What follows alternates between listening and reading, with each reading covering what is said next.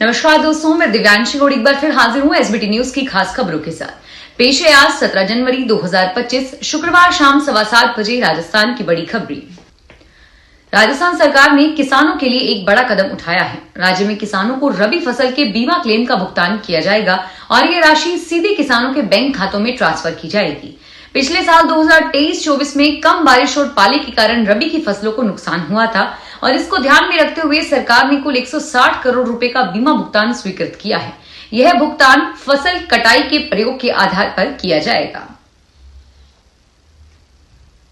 राजस्थान के दौसा में जम्मू कश्मीर के पूर्व सीएम फारूक अब्दुल्ला के काफिले की कार दुर्घटनाग्रस्त हो गई। हादसा शुक्रवार दोपहर 2 बजे के आसपास दिल्ली मुंबई एक्सप्रेस वे पर हुआ।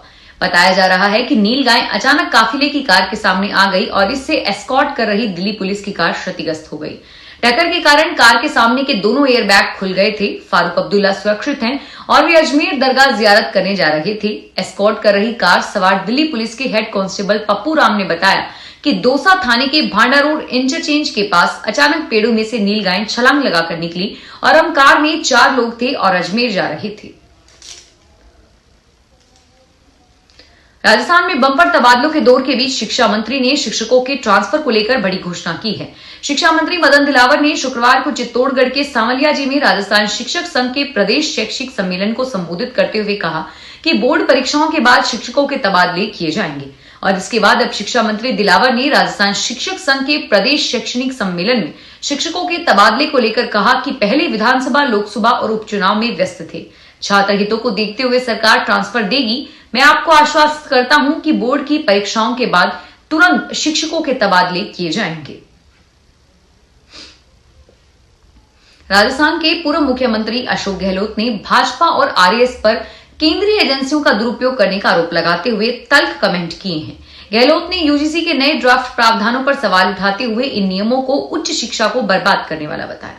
गहलोत ने मीडिया पर लिखा कि बीजेपी आरएसएस का 10 साल से पूरा प्रयास रहा है कि वे देश के तमाम संस्थानों पर दबाव बनाकर उन्हें अपने कब्जे में ले। आज ED, income tax, Delhi police समेत तमाम केंद्रीय एजेंसियां और चुनाव आयोग जैसे स्वतंत्र संगठन भी सरकार के इशारे पर काम कर रहे हैं। केंद्र सरकार ने 8वें वेतन आयोग के गठन को मंजूरी दे दी है, जो अगले साल से लागू हो जाएगा। ऐसे में राजस्थान के सरकारी कर्मचारियों के लिए भी यह खबर बड़े ही काम की है। अभी केंद्र और राज्य में दोनों जगह ही भाजपा की सरकार है और ऐसे में प्रदेश सरकार भी राज्य कर्मचारियों को खुशखबरी दे सकती है। 8वें वेतन आयोग के गठन के बाद आयोग कर्मचारियों की सैलरी और पेंशन की समीक्षा करेगा। ऐसे में उम्मीद है कि आयोग अपनी रिपोर्ट जल्द पेश करेगा और इसकी सिफारिशें 1 जनवरी 2026 से लागू की जा सकती हैं। इससे केंद्रीय कर्मचारियों के वेतन में उल्लेखनीय वृद्धि होगी, जिसका असर राज्य कर्मचारियों पर भी पड़ेगा। अब तक देश में 7 वेतन आयोग लागू हो चुके हैं। राजस्थान में मावठ का दौर अभी नहीं थमेगा और वहीं 31 जनवरी तक सर्दी से कोई राहत मिलने की उम्मीद नहीं है। मौसम विज्ञान केंद्र जयपुर ने 22 जनवरी से राजस्थान में एक नए वेदर सिस्टम के एक्टिव होने की संभावना जताई। इसके प्रभाव से उत्तरी पूर्वी राजस्थान के जिलों में बारिश हो सकती है और इसके साथ ही शुक्रवार को 24 जिलों में कोहरे और 4 जिलों में शीतलहर का प्रभाव देखा जा रहा है। पिछले 24 घंटे में भरतपुर में सुबह हल्के बादल हैं, जिससे सूरज की चमक कमजोर रही। जयपुर समेत उत्तरी और पूर्वी राजस्थान के लगभग सभी जिलों में दिन भर सर्द हवाएं चली। प्रधानमंत्री नरेंद्र मोदी ने शुक्रवार को तमिलनाडु के दिवंगत मुख्यमंत्री एमजी रामचंद्रन की 108वीं जयंती पर उन्हें श्रद्धांजलि अर्पित की। पीएम मोदी ने सोशल मीडिया पर लिखा कि मैं एमजीआर को उनकी जयंती पर श्रद्धांजलि अर्पित करता हूं। गरीबों को सशक्त बनाने और बेहतर समाज के निर्माण के लिए उनके प्रयासों से हमें प्रेरणा मिली है। पीएम मोदी की ओर से एक्स पर शेयर किए गए वीडियो संदेश में भी एमजीआर के कामों का उल्लेख करते हुए उनके भाषणों के अंश संकलित किए गए हैं। उन्होंने कहा कि एमजीआर एक महान नेता थे। उनका शासन गरीबों के उत्थान के लिए समर्पित रहा। स्वास्थ्य, महिला सशक्तिकरण और प्रदेश के बुनियादी ढांचे के विकास में उनका योगदान अतुलनीय है। जल जीवन मिशन घोटाले मामले में सुप्रीम कोर्ट ने पीएचईडी ठेकेदार परमचंद जैन को जमानत पर रिहा करने का आदेश दिया। सुप्रीम कोर्ट में जस्टिस बी.आर. गवई और जस्टिस विनोद चंद्रन की बेंच ने परमचंद की याचिका पर सुनवाई करते हुए यह आदेश दिया। सुप्रीम कोर्ट ने आदेश में कहा कि इस पूरे मामले में जिस मंत्री को फायदा पहुंचाने के लिए लेन-देन की बात कही गई है, ईडी ने उसे मामले में आरोपी नहीं बनाया है। मेसर्स श्री श्याम ट्यूबवेल के संचालक पदमचंद जैन को ईडी ने 13 जून 2024 को गिरफ्तार किया था। हाईकोर्ट से जमानत खारिज होने के बाद आरोपी ने सुप्रीम कोर्ट में जमानत याचिका दायर करते हुए कहा था कि मामले में सह आरोपियों को जमानत मिल चुकी है। ट्रायल में लंबा समय लगेगा और ऐसे में जमानत पर रिहा किया जाए। बॉलीवुड एक्टर अक्षय कुमार जयपुर में फिल्म भूत बंगला की शूटिंग कर रहे हैं। इस दौरान उनका एक वीडियो भी सामने आया। इसमें अक्षय अपनी वैनिटी वैन की छत पर धूप सेकते हुए चाय पीते नजर आ रहे हैं। दरअसल खिलाड़ी कुमार एकता कपूर की मूवी की शूटिंग पिंक सिटी और आसपास के अलग अलग लोकेशंस पर कर रहे हैं। बीते करीब एक महीने में इस मूवी का बड़ा हिस्सा चोमू हाउस, गलताजी, सिसोदिया रानी के बाग में शूट हुआ है। गुरुवार को अक्षय सिसोदिया रानी बाग के पास ही शूटिंग लोकेशन पर थे। शूटिंग पूरी करके गुरुवार को भी मुंबई लौट गए और इससे पहले अक्षय ने मकर संक्रांति पर परेश रावल के साथ पतंगबाजी की। उच्चतम न्यायालय ने प्रधानमंत्री आयुष्मान भारत स्वास्थ्य अवसंरचना मिशन योजना को लागू करने के लिए केंद्र सरकार के साथ समझौता ज्ञापन पर हस्ताक्षर करने का दिल्ली सरकार को निर्देश देने वाले दिल्ली उच्च न्यायालय के आदेश पर शुक्रवार को रोक लगा दी है। न्यायमूर्ति BR गवई और न्यायमूर्ति ऑगस्टीन जॉर्ज मसीह की पीठ ने दिल्ली सरकार की ओर से दायर याचिका पर रोक संबंधी यह आदेश पारित किया। पीठ ने इस मामले में केंद्र सरकार को नोटिस जारी करके जवाब तलब किया और दिल्ली के सभी 7 भारतीय जनता पार्टी के सांसदों ने आयुष्मान भारत योजना के कार्यान्वयन के लिए निर्देश देने की मांग करते हुए उच्च न्यायालयों में याचिका दायर की। इस आधार पर दिसंबर 2024 के उच्च न्यायालय के दिल्ली सरकार को निर्देश दिया था।